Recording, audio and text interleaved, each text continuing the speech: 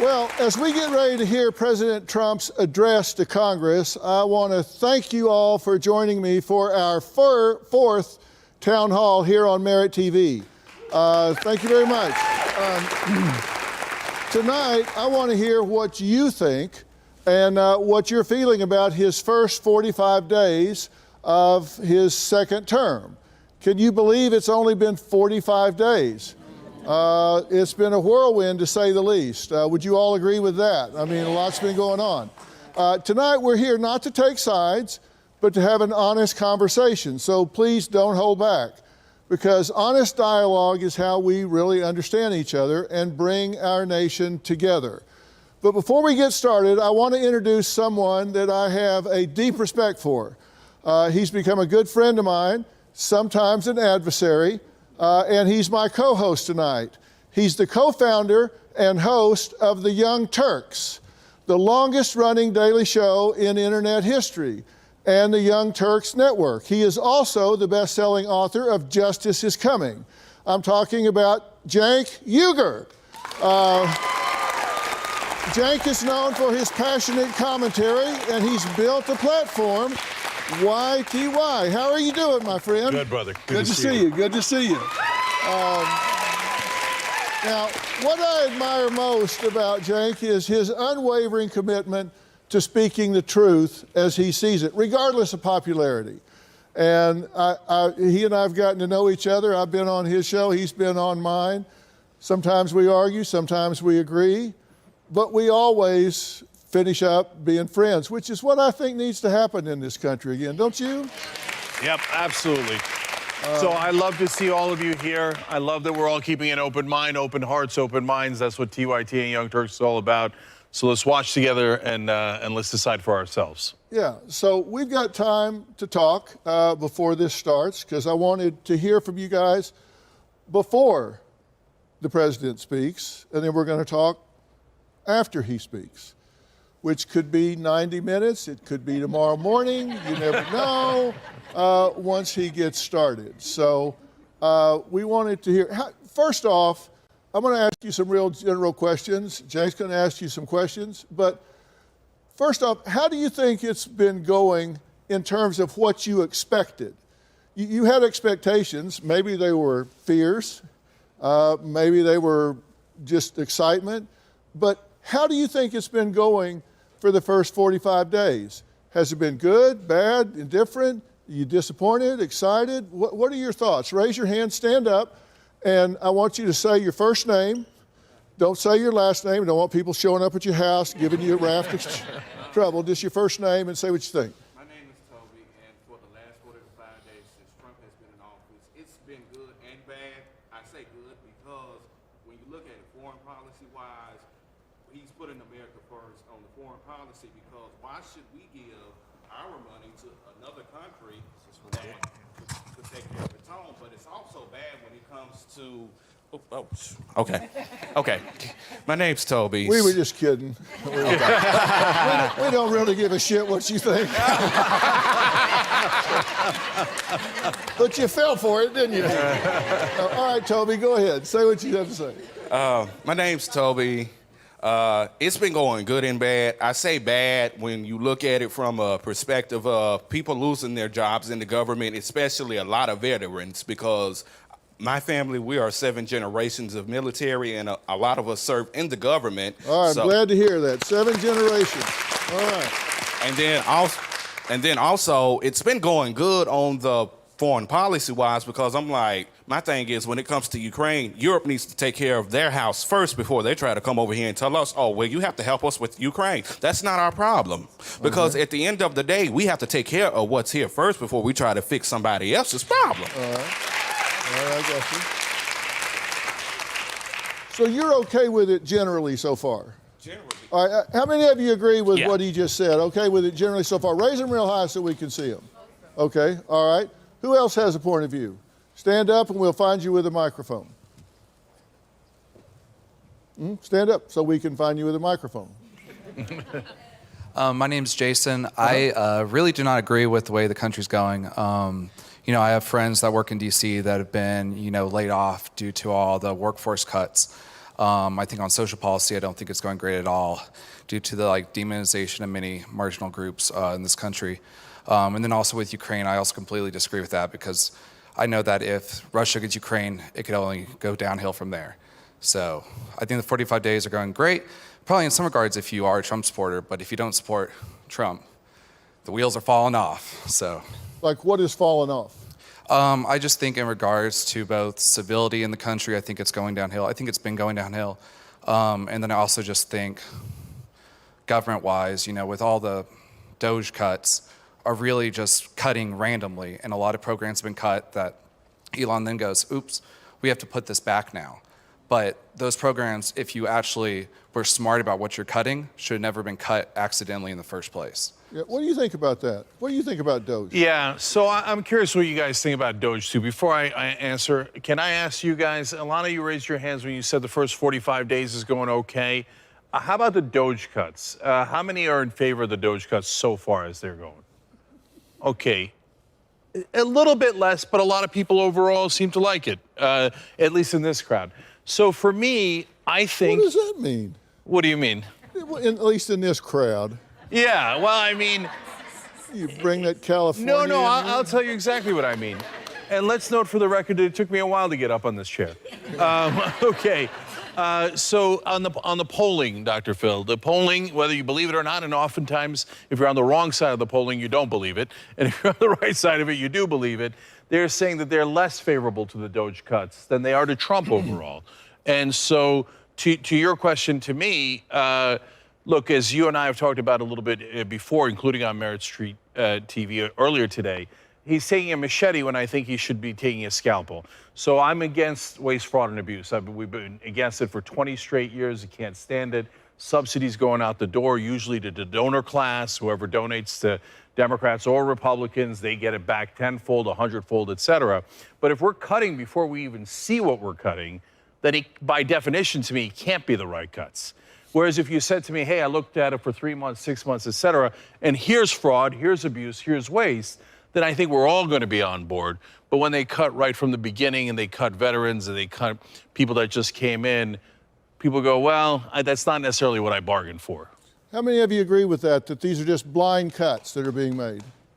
How many of you think, no, they're not blind cuts, they're actually looking at it before they do it? So you're about split on that. Here's the thing. We all agree with what you just said, that we don't like fraud, we don't like waste, there's just bloat, fat in government. We all agree with that, right? Nobody disagrees with that. Everybody agree that is fat? Okay. And I raised my hand when I said I like DOGE, and I've been calling them out on some of the stuff that they're doing, but at least somebody is stepping up and making it an intentional. I mean, a lot of people, Democrats and Republicans alike, a lot of them go, yeah, but at least somebody is intentionally stepping up and saying, I'm cutting this. I'm going to go in there, I'm going to find $2 trillion and cut it. Now, I've also said if you make a mistake, if you, like you say, if you cut something like with veterans or you cut things with the elderly who need medications or whatever, then and you find that, you need to put it back that day. You don't need to say, okay, well, we'll study this for 60 days. No, you put it back right now. But at least somebody's intentionally going at it, and that I like. Well, as usual, we're going to agree and disagree. Okay, so the part that I agree with you on is, look, as a Democrat, I'm super frustrated whenever Democrats get into office and they go, there's nothing we can do. Well, then, brother, why do we elect you, right? So don't tell me about the filibuster. Don't tell me about the parliamentarian. Just do your job. So if the Democrats pass their agenda, their giant chunks of their agenda are actually very popular. Paid family leave, universal health care is actually popular, higher wages, et cetera, right? So when I see Trump taking action, I'm a little envious of how much action he's taking. Even though I might not agree with the action that he's taking, at least I get that he's putting energy behind it. So there I agree with you.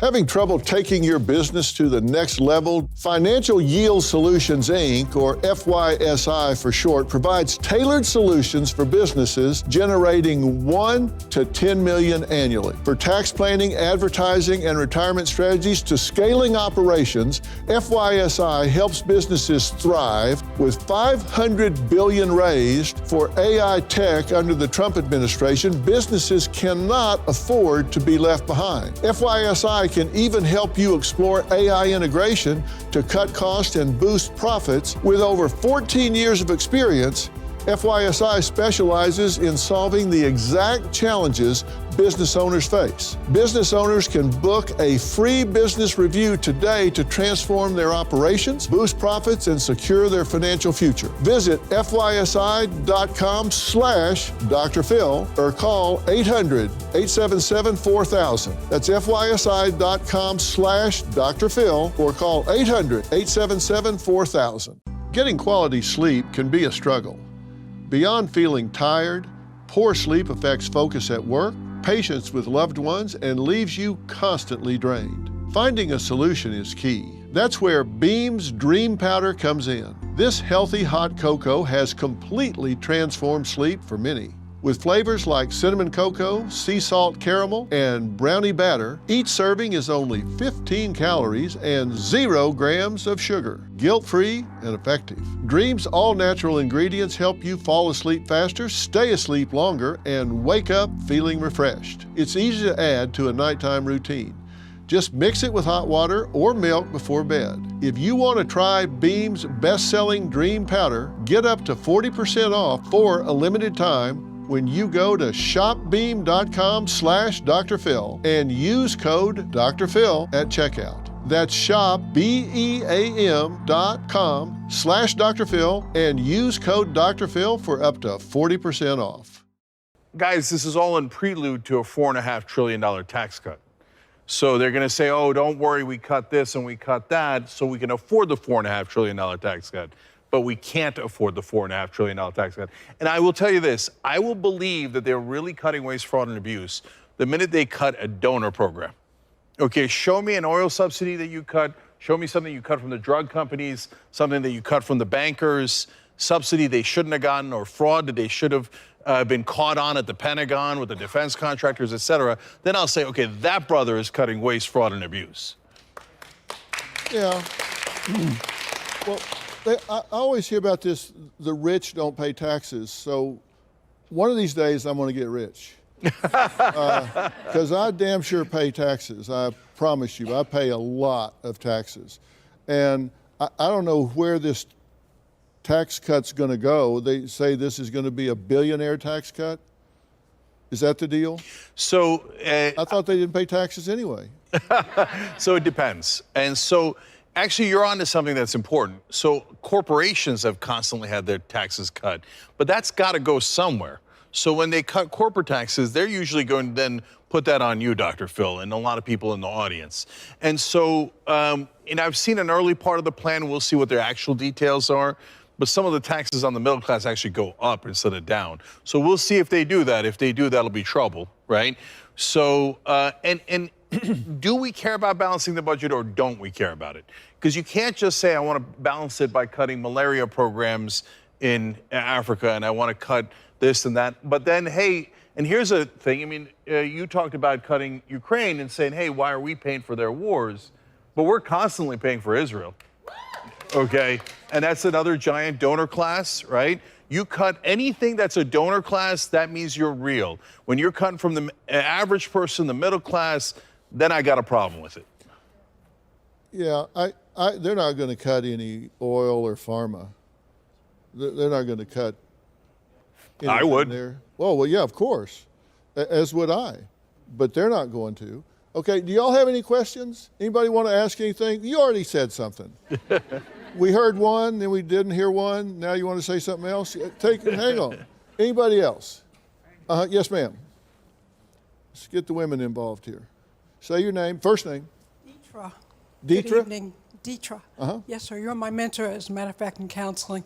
But what I want to address is the fact that the country is so divided. This adds to the division that's taking place. And no one's addressing that. How can I come to work Monday and lose my job on Tuesday? No one's concerned about what's happening with our people, with our America. America, seems like the whole United States is being discombobulated, just broken up. And no one's addressing that at all. We do want to have not fraud, waste, and abuse. We don't want that happening. But when you talk about veterans like me, senior citizens, you're not being compassionate and caring. And that's not what this country has been built on before. Yeah, I hear you. And I think anytime I've been an employer all my life. I think the last job I had was in high school when I worked for Hallmark Cards in Kansas City. They gave me a job 131 feet underground in a warehouse. And it's a good job, actually. I probably should have stayed with that.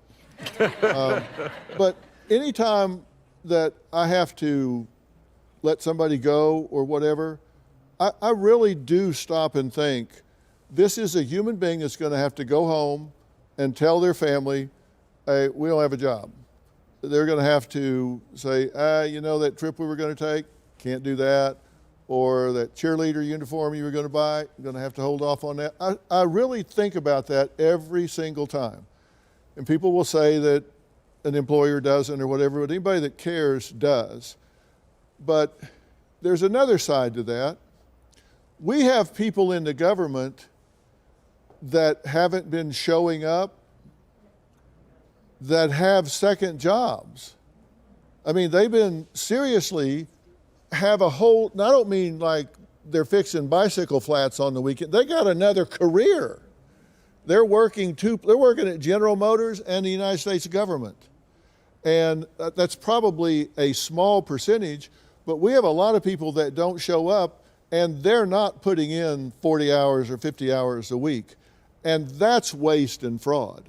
And those people are going to get swept out. But for someone that's actually putting in the time and working and a veteran, there has to be some kind of way to equal that out.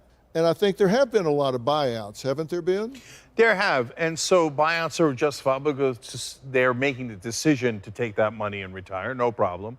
If you find the people that are doing the two jobs, and I believe there are, I think Dr. Phil's right about that, no problem, obviously get them out. But you're right that when we cut for the people that came in the last 18 months, we're not asking that question. And they don't have a second job, they barely got this job, as far as we know, right? So in terms of how to bring the country together, number one, that's what we're trying here tonight, right? So, and we're having an honest conversation. Where credit is due, and by the way, discredit where discredit is due, right? And I actually have an ironic way to bring the country together, which is to yell at both sides. Okay, so because in order to get to change, and this is again where I think Trump and Dr. Phil, et cetera, are right in what he mentioned earlier, which is sometimes we got to rock the boat a little bit, right? And the status quo is not working for us. And that's what the Democratic Party is not understanding. So when they keep running on status quo, that's a losing message because we're having a lot of trouble with the status quo, right? And so, but in order to get beyond the status quo, yeah, we're going to have to rock that boat and it's going to get uncomfortable for some people. But what we want is uncomfortable for the right people, not the wrong people, right? Uncomfortable for the donors, uncomfortable for the people that are rigging the system, uncomfortable for the people doing waste, fraud, and abuse, but not uncomfortable for the guy who just moved his family to Kansas and thought he was getting a job with the government and was really psyched about it and had bought a house, and now all of a sudden the rug is pulled out. Let's do better. Let's do better in figuring. But once you got the bad guys, I don't care if they're Democrats or Republicans. Let's go get them, right? So we got to do that to get you a better situation. Speaking about bad guys, how do you feel this administration is doing on immigration? Good, bad, indifferent? If you think they're doing a good job, raise your hand. If you think they're doing a good job, raise your hand. If you think, no, they're not doing a good job, raise your hand. Okay, stand up and tell me your name. We'll get you a microphone. Why are they not doing a good job? My name is Danny, and I have a problem with a birthright citizen being deported. If a birthright citizen can be deported from this country. There is no one in this audience that cannot be deported with a stroke of a pen. Okay, and so by birthright citizen, you mean somebody was born here no matter where their parents from? Yes. Okay. Do you feel like the focus, and y'all probably know I've worked a lot with Tom Homan. He's going to join us tonight by Zoom. He's going to call in. You can say something to him if you want to. And he'll fight you on it if he disagrees. He's a sweet guy, actually. But he believes in what he believes. But his philosophy has been the worst first. Let's get the criminals off the street. Let's get the pedophiles, the drug dealers, the murderers, the gang members, the bad actors. Let's get them off the streets first. And I know that's what they're working on because I've been in with them. I've been embedded with them, on the streets with them, and I know that's who they're going after. They're not sweeping through neighborhoods. They're not looking for birthright people. They're going after the criminals right now, and they got more of that than I think they can do in 4 years. Are you okay with them going after the criminals? No, because that's unconstitutional. Okay, so, you're going to have to help me out on that. Feeling the pinch of medication shortages and rising prices? Well, you're not alone. When the pharmacy shelves are empty, it's a scary place to be. Benjamin Franklin said it best. By failing to prepare, you are preparing to fail. Your health is too important to leave to chance. That's why you need Jace Case. Jace Case is your lifesaver, an emergency supply of essential prescription medications that you order before you need them. When life throws a curveball, be it supply chain hiccups, natural disasters, or a closed doctor's office, you won't be left scrambling. Having these vital medications on hand gives you control over your health. In today's unpredictable world, that peace of mind is priceless. Take control. Be prepared with Jace Case. Just go to jace.com and enter promo PHIL at checkout. That's promo code PHIL at jase.com to have the right meds on hand the moment you need them. $36 trillion. That is the U.S. debt, and it gets deeper and deeper by the day. Our debt has never been higher, nor have the stakes. The government is looking to slash the federal budget by $2 trillion, and no one knows what that will mean for your job, savings, and future. I've seen a lot in my time, and there's one thing I know for sure. You need to prepare before it's too late. I trust Preserve Gold to help protect my wealth, and I strongly urge you to do the same. They are the only precious metals firm I trust and recommend to my family, friends, and audience, and they have a special offer just for you. Text Dr. Phil to 50505 to get your free precious metals guide from Preserve Gold. With gold prices recently breaking records and analysts predicting this trend to continue throughout 2025, you cannot afford to wait. As a bonus, you can get up to $15,000 with a qualified purchase from Preserve Gold. So don't wait. Text Dr. Phil to 50505 today. First off, are you guys okay with them going after the criminals? Yes. Okay, because I've been with them when they arrested drug dealing, arm dealing criminals. Would you like us to get those guys arrested and then turn them loose? If they're a birthright citizen, they should go through the exact legal process that any American would go through. No, I'm not saying birthright citizen. I don't care if they're Irish. It wouldn't make any difference to me, but if they're illegal aliens that are in this country and they're violent criminals, you want them taken off the street, right? Yes. It doesn't matter if they're blonde and blue-eyed, you want them off the street, but certainly if they're illegal aliens, you have no problem with them being targeted. Yes, I have no problem with that. I don't know how the conversation took that turn. Well, I changed the subject. Okay. I broadened the subject to say beyond, you covered birthright citizens, and then I used you as a prop to go to some other issues. Yes. Since you were standing up. Now, I just wanted to ask a broader question. But if they're birthright citizens, you think they should be tried and imprisoned in the U.S.? Yes, I believe we should follow the Constitution. Yeah, okay. And I don't think that's constitutional, but nonetheless. Birthright citizenry is. Well, That's not a gray area. where they go to prison, as long as they go to prison, I don't care, as long as if they're taken off the street. And I'm okay with that as well. Yeah, okay, I got you. So just to be clear, birthright citizens want them to stay here. The great majority of Americans agree with that. If they commit a crime, they go to prison, but they stay here. But if they're not born here, they're not citizens, and they're criminals, all of you are saying, okay, let's send them back. Once, by the way, they've served their time, because they should get justice right here in America, and then you send them back. So do you agree with all that? Yes. Right. So I think, Dr. Phil, where the rubber hits the road is what happens once we get past the criminals who are undocumented immigrants. Well, that's what I was saying. I think there's a lot to be done on that. And then okay, thank you. I didn't want to make you just stand there the whole time. You got a chair, you can sit down. Okay. What do you wish the president and this administration would focus on more than they are so far? Is there something they haven't gotten to yet? Cutting the Pentagon? Cutting the Pentagon. Okay. Yes, ma'am. We'll talk about that too. Say again? Sarah, working with pharma to reduce the prices of drugs. I work in the I work in a PBM, and we have to negotiate those rates with pharma. And if pharma keeps having the advantage and gets to call what the price is, then we have no chance here. Do you think RFK Jr. is going to focus on that? Yes, I do. I hope so. Yeah, he's going to join us tonight via yeah. Zoom also, and Good.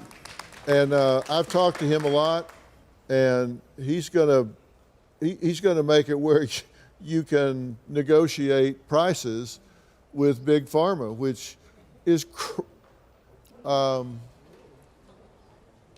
spooky.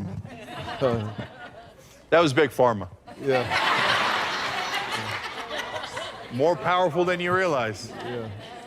But yeah, does everybody agree that you should be able to negotiate pharmaceutical prices? Everybody agree with that? Raise your hand real high. Okay. Anybody disagree with that? Okay. I mean, this is a free market, right? You should be able to negotiate big pharma. Yeah, listen, that's where I would tell my friends on the left, if they do that and they negotiate drug prices, then they deserve a tremendous amount of credit. Because, you know, Democratic and Republican presidents, including Trump in his first term, promised to do it and didn't do it. Including Obama, he promised to do it and didn't do it. So if they promise to do it and they do it, then I'll give them all the credit in the world, but they actually got to do it. Yeah, I think you're exactly right. And the fact that we're paying more for health care and delivering the lowest quality health care out of developed countries is an embarrassment. I mean, it's a shame. You know, there are 50 countries in the world where a mother has a better chance of surviving childbirth than in America. There are 50 countries where the baby has a better chance of surviving than in America. That is shameful, absolutely shameful. And then we pay more for we pay more for pharmaceuticals than, I mean, you can go to Detroit and drive across one bridge and pay a tenth for something that you get in America. It's ridiculous. It's absolutely ridiculous. We're having this trade war with Canada. Can we just solve it by them sending the cheap drugs to us? Right? And by the way, they're the same exact drugs. They're not any cheaper. They just cost less, right? They're the same drugs. Guys, again, the pharmaceutical companies in this country have a strangle lock in Washington. Washington is occupied by all these corporate donors. And so to the point that Dr. Phil was making, what kind of capitalism is this where you can't negotiate drug prices? I mean, I've never heard of this in a free market where the guys selling you the product say you have to pay this. It's unheard of. The only reason that they're doing it is crony capitalism. So where they pay off the politicians. And so why didn't Obama do it and why didn't Trump do it in his first term? They go to Congress, even if they mean well, they go to Congress and almost everybody in Congress is bought. They get so much money from the drug companies, And that's what we got to shine a spotlight on. To your point, like, yes, we've got to bring us together. We've got to bring us together, but sometimes we got to do it in an aggressive way. Which one of you guys are all taking money from pharma, and which one of you are blocking capitalism and the free market and keeping drug prices so high we can't afford them? And people are dying because of that. Yeah. I couldn't agree more. I couldn't agree more. It's shameful. Yes, ma'am. Yes, ma'am. Stand up. We'll bring you a microphone. Say your first name. Hi, my name is Valerie. I think that if we started with term limits, we wouldn't have lifelong politicians. That then we wouldn't have all of these companies, including the pharmaceuticals, in the politicians' pockets. So if we started with that, we can start to weed some of the corruption out. We also need to get all of the pharmaceuticals off of TV. They do not need to be every other commercial. They don't need to be on the Super Bowl. And that's a good start. But I agree, and I'm a huge Trump fan, but I really think that that is the way to get rid of the corruption with the pharmaceutical.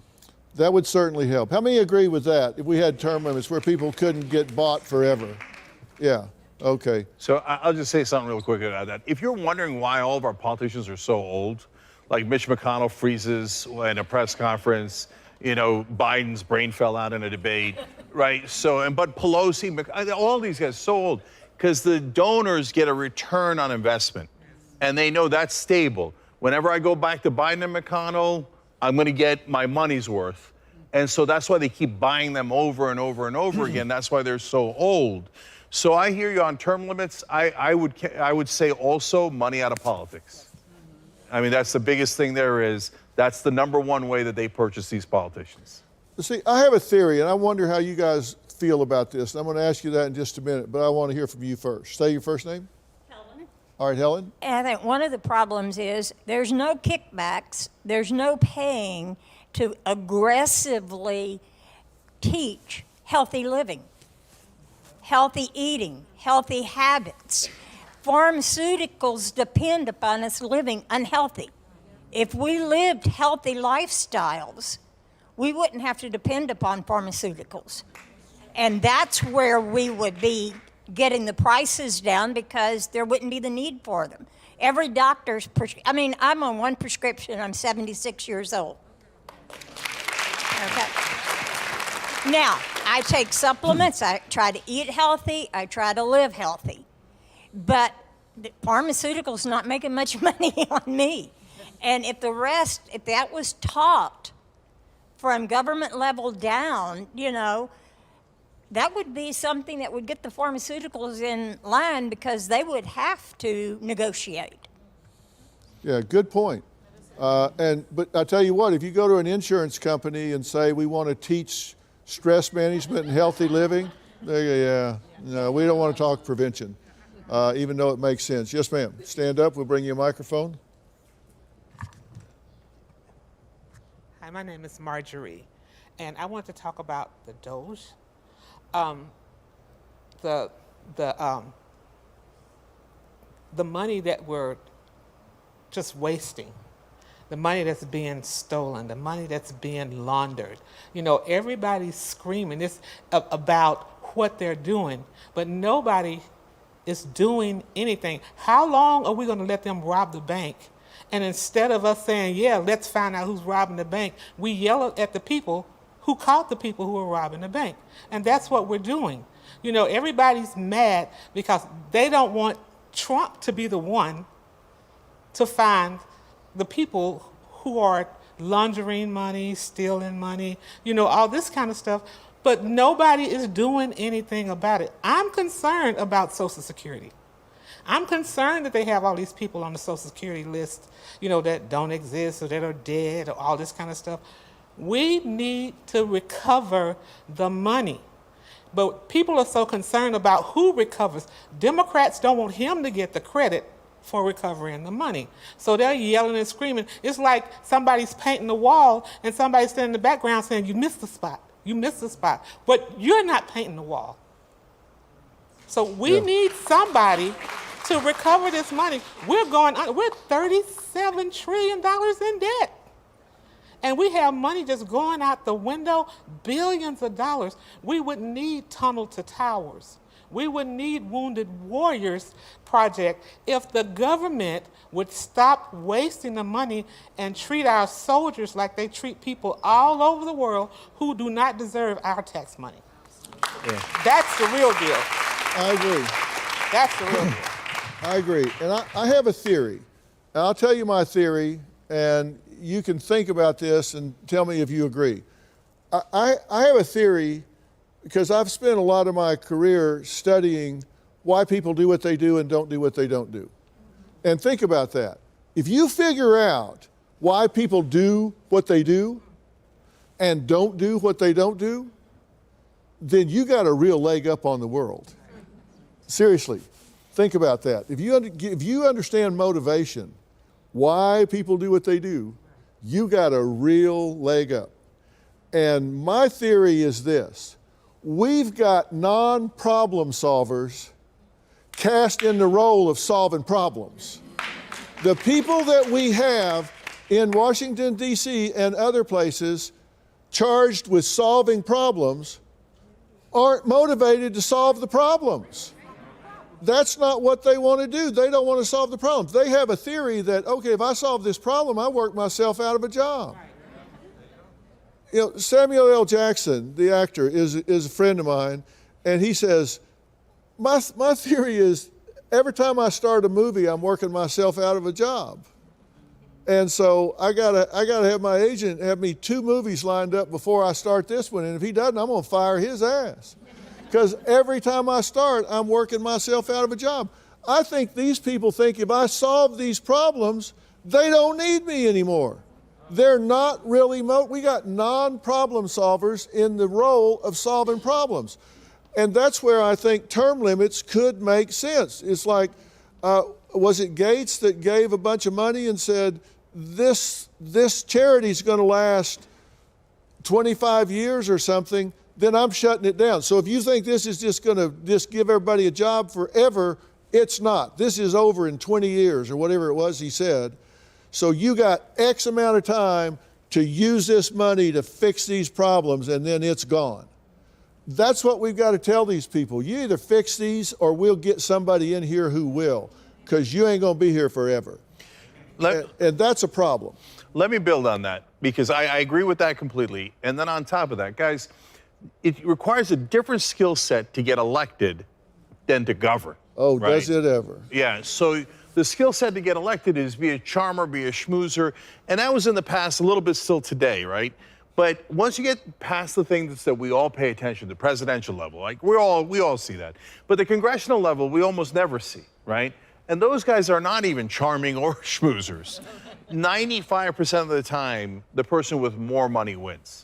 Doesn't matter if they're a Republican, doesn't matter if they're Democrat, liberal, conservative, nothing matters but the money 19 out of 20 times, right? So their skill set is collect money from donors, serve donors. When you go to govern, your skill set should be serve the voters. But we elected the wrong guys, because we elected the guys who want to serve the donors. That's why I say term limits, sure, but we've got to get big money out of politics. If we don't, they're going to be serving those guys forever and ever and ever. Yeah, they're bought and paid for. Okay, I think we got time for one more, and then we'll switch over because they're starting to file in. But we're not going to let you miss anything. We got it on a clock, and we're going to switch in time, so don't worry about it. Thank you. Good evening. My name is Shakira, and I want to add to what you just said, because earlier when you asked how do we think it's going the first 45 days, and that's exactly what I was thinking about. It's going as expected in my eyes, because we know who we had 8 years ago. We know exactly what we were working with. And so it's going exactly as expected, and then some. And so it's been prophetically spoken. We know exactly what was to come. And so unfortunately, we're dealing with the aftermath. And we have people in office, people that are working, that are not really for their own, that are not really for others, they're really for themselves. And so until people recognize that, hey, we need to be able to look out for others, we need to take a look at every view, opposed to just throwing stuff out there. This is what we're working with.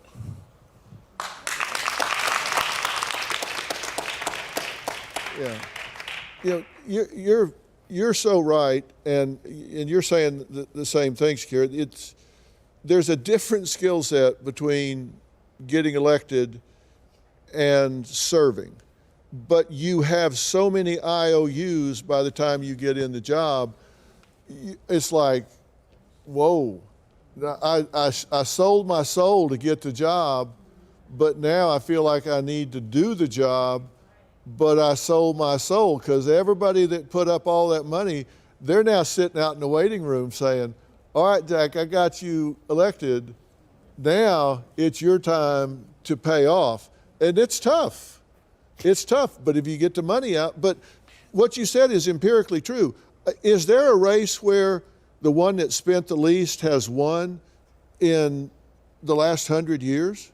Yes, it's 95% of the time the person with more money wins. Who was it? So I started a group called Justice Democrats, and almost all of them, and some of you might or might not like some of the folks in there, but AOC, Rashida Tlaib, Ilhan Omar, Ayanna Pressley, et cetera, but those folks had less money. And they won anyway. And by the way, the reason they had less money, again, you might disagree on some social issues, but they didn't take any corporate PAC money. So at least they're honest. So it's in the same Bernie Sanders wing, where at least we're being honest about where we're coming from, agree or disagree, right? But it's very hard to do. But has there been a president that spent less money on a presidential election? Donald Trump. Well, okay, that's true, but he didn't have to buy media, because that's exactly right. He brought the circus to town. Yeah. Yeah. And by the way, the Democrats don't understand that. Try to be interesting, right? I mean, especially at the presidential level, where we're having still not a money battle, because Trump is winning with less money than Hillary Clinton or Kamala Harris. But more media. But way more media. And so the Democrats keep, even to this day, they have this crazy idea that is like now leading within Democratic circles in Congress of let's just do nothing and wait for the Republicans to hurt themselves. But what was that idiot? My God, do something, be interesting, be exciting, fight for your voters. What was that idiot drill we were watching today? They were doing, we were on the news, they were running that new ad campaign they had. Oh, yeah. So they're talking about how they all have the same talking point. They got it from a Democratic consultant, and about how, oh, they're for their billionaire buddies and we're for you guys. Yes, but I wish you were, right? So like what the Democrats need to understand is your policy, in my opinion, your policies are pretty good on economic stuff, right? But you've got to actually do them. If you don't do them, you don't get any credit for them. So don't tell me what a Democratic consultant told you to say.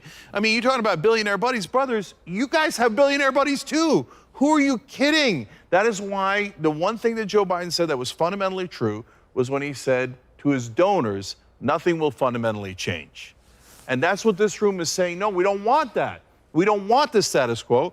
And then sometimes folks like Trump, they upset the status quo a little too much. A little too aggressively, a little wrong, in the wrong direction. But, what'd you call it a minute ago? Crony capitalism? Yeah. Is that your term? No, I didn't invent it. But yeah, but it's also called corporatism and crony capitalism. That's when corporations capture the government and have the government do their bidding instead of our bidding. Yeah. I wish you had said that first. I'd steal it from you. Because that's exactly what it is. It's crony capitalism. They're just paying off their cronies, and they have to do it. But what do you guys think about all the executive orders that were signed? Is that a good thing or is that a bad thing? If doing the things he did by executive order was a good thing to break the stalemate, raise your hand. If you think that's a good thing, raise your hand real high so the camera can see it, so we can kind of count them later. Okay, if you think, no, that's too much like being a king, raise your hand. That bothered some of you, but not too many. Well, you're okay with some of them. Yeah, so I like the action, but some of the executive orders are crazy, like ending birthright citizenship, things that they ran on inflation, they ran on controlling the border. So when they go to do that, most people are going to agree that's what they voted for. But when they start taking away rights through executive orders, it's too much. Yeah. Well, one of the things I want to talk about later is that the crisis has moved from the border to inland with slaves. So we'll talk about that when we get back. So Congress is, Trump's address to Congress is about to begin. So let's tune in.